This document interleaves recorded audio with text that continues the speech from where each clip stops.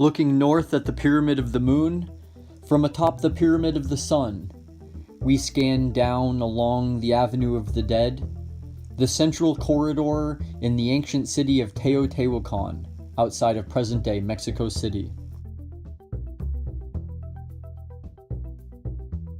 The city of Teotihuacan flourished for more than 1,000 years before it was abandoned in 750 CE, 600 years before the first stones were laid in the Aztec Empire. This building with the columns is the university, situated on the west side of the courtyard in front of the Pyramid of the Moon. Its central location must signify the importance that education played on a city of nearly 200,000 people. Though we have not translated the few remaining fragments of their language, we can assume that a tremendous amount of information must have been passed down from one generation to the next.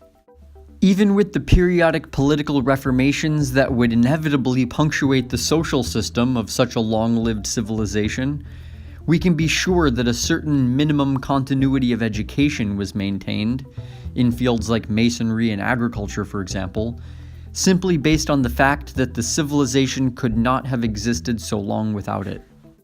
For context and comparison, let's notice that the growth and development of Teotihuacan occurred at the same moments as the growth and development of both Rome and the libraries of Alexandria. But Teotihuacan was still flourishing at its peak, even after the fall of the Roman Empire, and after the libraries of Alexandria had burned to the ground. Still continuing south along the Avenue of the Dead from our starting point at the Pyramid of the Moon, we encounter 5 courtyards. Each courtyard has a unique layout, and each one is separated from each other by a wall with an aqueduct.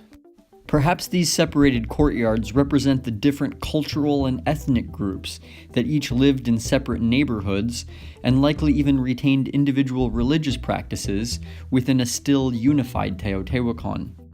But it did strike me as odd that the center of such a large city would be laid out in a line rather than a grid or a network, as would be most practical for such a large number of people having to coexist together.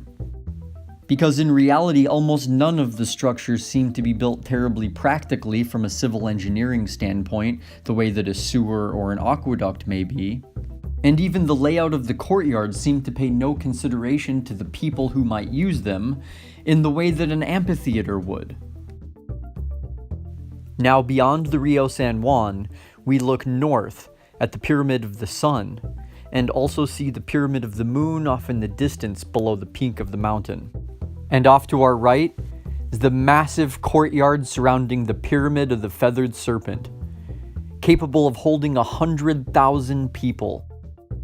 This pyramid you can see from the courtyard, that stylistically resembles the Pyramid of the Moon, was built in the 4th century to obscure the Pyramid of the Feathered Serpent.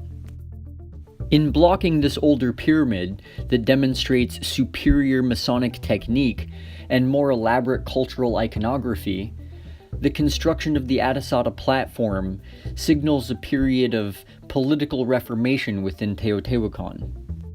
Because about a century after its construction, most of Teotihuacan seems to have burned to the ground, and within 200 years after that, the last inhabitants left what was once one of the largest cities on Earth. Join me in our next video as we discover the strange things buried in the tunnels beneath the pyramids.